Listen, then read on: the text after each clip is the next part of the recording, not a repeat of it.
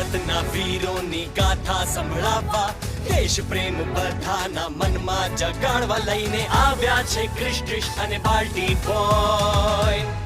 ભારત હે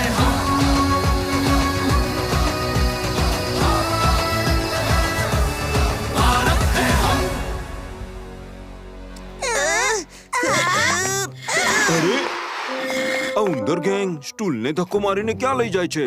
અરે તમે બધા શું કરી રહ્યા છો મારી વાલી ઉંદર ગેંગ? કાલે અમે બજારમાંથી ચીઝ અને બટર લઈને આવ્યા હતા અને ક્રિશે અમને હેરાન કરવા માટે એને ઉપર લટકાડી નાખ્યા. ચલો હું તમારી મદદ કરી દઉં છું. હું જ ઉતારી આપું છું. બાલ્ટી બોય સ્ટૂલ પર ચડી રહ્યો છે. એને ડરાવીને પાડવાની આ સારી તક છે. આ ફુગ્ગો ફોડું છું. અવાજથી ડરીને પડી જશે.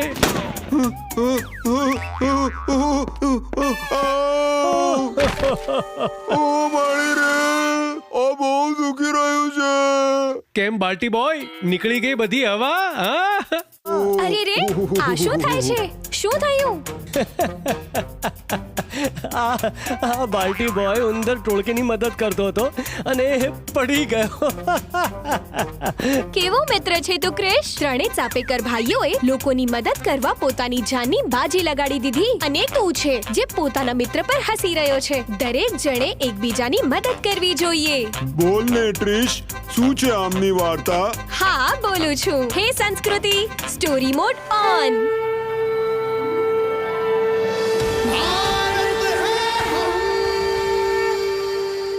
મહારાષ્ટ્રના પુણે શહેરના ચંચીવડ ગામના રહેવાસી હતા ચાફેકર બંધુ, એટલે કે ત્રણ ભાઈ, દામોદર, બાલકૃષ્ણ અને વાસુદેવ ચાફેકર. તેઓ મંદિરોમાં ભગવાનના ભજન ગાયા કરતા હતા. 1897માં મહારાષ્ટ્રના પુણે શહેરમાં પ્લેગ જેવી ભયંકર બીમારી ફેલાઈ હતી. પ્લેગને લીધે લોકોની બગલમાં ગાંઠ આવી રહી હતી. તાવથી લોકો તપી રહ્યા હતા. બીમારીને કારણે લોકો હેરાન હતા. આવામાં અંગ્રેજ અધિકારી ઘર ઘરમાં ઘૂસીને લોકોને ગામથી બહાર લઈ જઈને તબીબી છાવણીમાં છોડી રહ્યા હતા. તબીબી છાવણીમાં પણ એમની કોઈ સાર સંભાળ નથી થઈ રહી. આ તપાસણીમાં અંગ્રેજ લોકો પર ઘણા જુલુમ કરી રહ્યા હતા.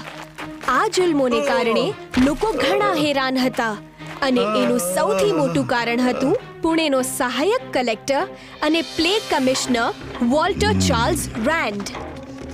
બાજુ હટો, બાજુ હટો. પ્લેગ કમિશનર વોલ્ટર રેન્ડ સાહેબ આવી રહ્યા છે. બધા ઘરોની તપાસ કરો, કોઈને પણ છોડતા નહીં. ખૂણે ખૂણો ખોંદી વળો.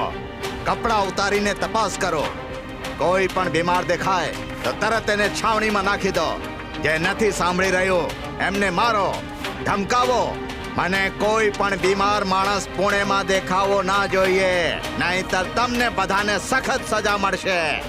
જેવો વોલ્ટર ચાર્લ્સે પોતાના સિપાહીઓને આ આદેશ આપ્યો, એમણે લોકોને હેરાન કરવાનું શરૂ કરી નાખ્યું.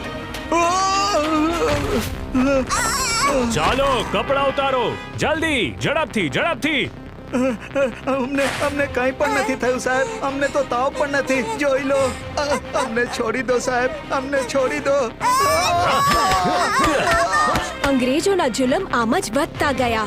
પ્લેગની બીમારીની આડમાં અંગ્રેજી સિપાહીઓએ મહિલાઓ અને બાળકોને પણ ઘણા હેરાન કર્યા, ખાસ કરીને એમને જેમને કંઈ થયું જ ન હતું. અંગ્રેજોએ લોકોને લૂંટવાનું પણ શરૂ કરી દીધું.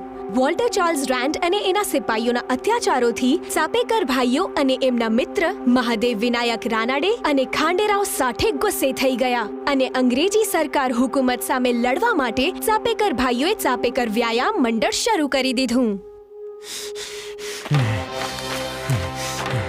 બહુ થઈ ગયું. રેન્ડના સિપાહીઓએ ન બાળકોને છોડ્યા કે ન મહિલાઓને. અંગ્રેજોને જડબાતોડ જવાબ આપવો જ પડશે. હા દામોદર, આ અંગ્રેજોએ મંદિરોને પણ લૂંટવાનું શરૂ કરી દીધું છે. મહાદેવભાઈ, ચાલો આમને પાઠ ભણાવીએ. સાઠે સિપાહીઓ સાથે લડીને કે એમને મારીને કોઈ ફાયદો નહીં થાય. એમને આદેશ આપવા વાળો અંગ્રેજ અધિકારી વોલ્ટર ચાર્લ્સ રેન્ડ છે. જો આપણે એને જ ખતમ કરી દઈશું તો સરકાર હલી જશે અને આ બધા અત્યાચાર બંધ થઈ જશે. સાચું કહી રહ્યા છો અಣ್ણા. કહો, શું કરવાનું હશે? વાસુદેવ, ઉતાવળમાં નહીં, આપણને પૂરી સાવધાની સાથે તૈયારી કરવી પડશે. બિલકુલ બાલકૃષ્ણ. આના માટે આપણે જે જોઈએ સામાન ભેગું કરવાનું શરૂ કરીએ. ચાફેકર ભાઈ અને એમના મિત્ર પ્લેગ અધિકારી રેન્ડને મારવાની તૈયારીમાં લાગી ગયા. બાલકૃષ્ણએ છાનું માનું રેન્ડ પર નજર રાખવાનું શરૂ કરી નાખ્યું. એ દિવસભર શું કરે છે, એમની સુરક્ષા માટે કેટલા લોકો હોય છે વગેરે. મહાદેવ એક ફેક્ટરીમાંથી બંદૂકનો પાવડર હાંસલ કરી લે છે અને દામોદર સાધુનો વેશ બદલીને બંદૂક હાંસલ કરવા સવારે સૂરજ ઉગે એ પહેલા એક પોલીસ સ્ટેશન પહોંચી જાય છે, જે બજરંગબલીના મંદિરની બાજુમાં હતું. જય હનુમાન જ્ઞાન ગુણ કોણ છો તમે? જય ક્યાં જઈ રહ્યા છો? કપિસતીયુ. પૂજારી છું, પૂજા કરવા આવ્યો છું. સવારનો પહેલો પ્રહર હોવાથી પોલીસ અડધા નિંદરમાં હતા. આનો ફાયદો ઉપાડીને દામોદર પોલીસ સ્ટેશનની પાછળ પડેલું સૂકા ઘાસમાં આગ લગાડી દે છે. આગ! ભાગો ભાગો, બચાવ બચાવ! આગ! દામોદરની ચીસો સાંભળતા જ ત્યાંના પોલીસવાળા આગ હોલવવા સ્ટેશનની પાછળ ભાગે છે અને તક જોઈને દામોદર પોલીસ સ્ટેશનની અંદર ઘૂસીને એમની બંદૂકો ઉઠાવી લે છે.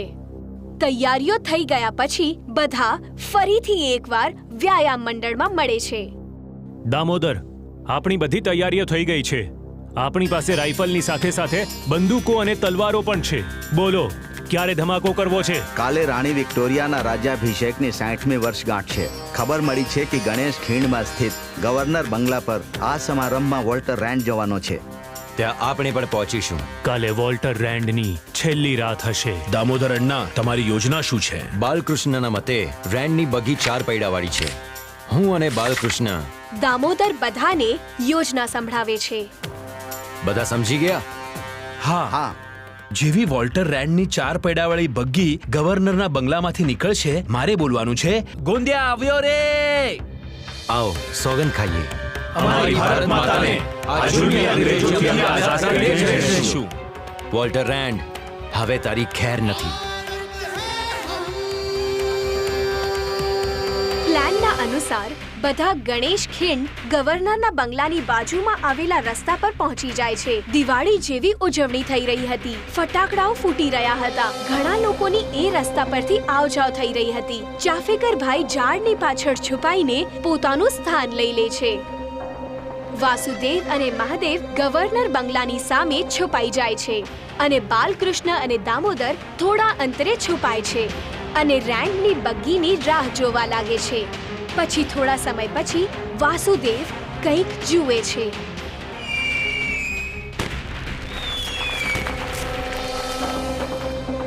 લાગે છે સમારંભ પૂરો થઈ ગયો. લોકોનું બહાર આવવાનું શરૂ થઈ ગયું છે. 4 પૈડાવાળી બગ્ગી આ જ રેન્ડની બગ્ગી લાગી રહી છે. ગોંદિયા આવ્યો રે! ગોંદિયા આવ્યો રે! વાસુદેવનો અવાજ સાંભળીને દામોદર અને બાલકૃષ્ણ એકબીજાને ઇશારો કરે છે. જેવી બગ્ગી સામે આવે છે, બાલકૃષ્ણ તરત એમના શર્ટમાં છુપાડેલી બંદૂક કાઢે છે અને ઝડપથી બગ્ગી પર ચડીને બગ્ગીની અંદર બેઠેલા પ્રવાસીઓને ગોળી મારી દે છે. શાબાશ બાલકૃષ્ણ, તે રેન્ડને મારી નાખ્યો.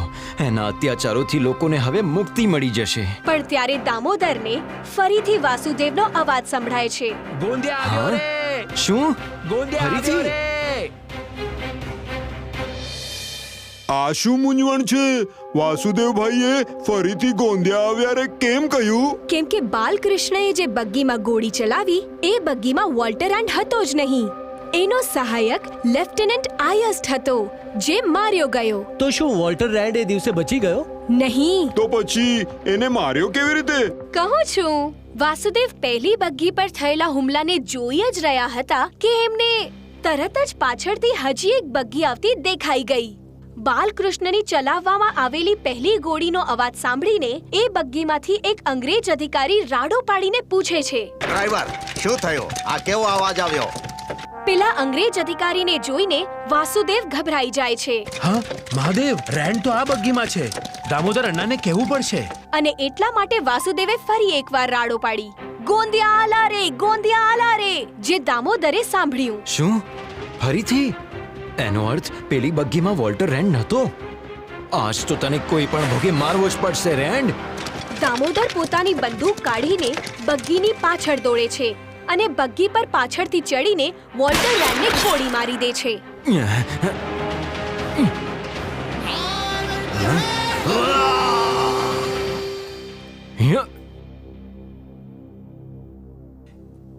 એન્ડ હોસ્પિટલમાં 12 દિવસ પછી 3 જુલાઈ 1897માં મરી ગયો.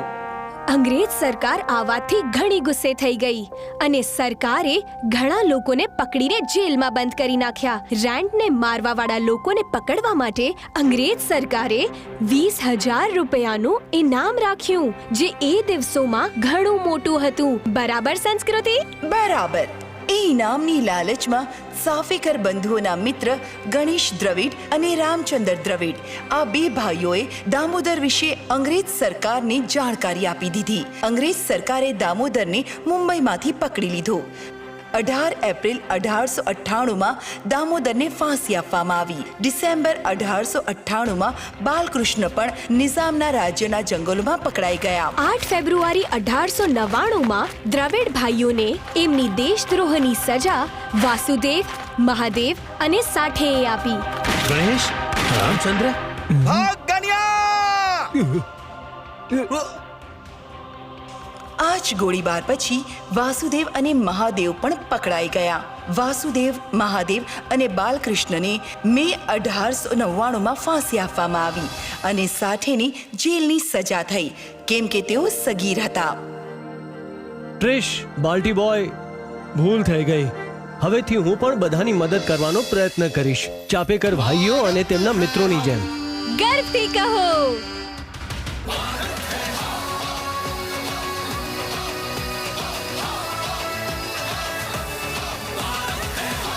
મિત્રો, જો આ વાર્તા સાંભળવામાં તમને બધાને આટલી મજા આવી તો વિચારો જોવામાં કેટલી મજા આવશે.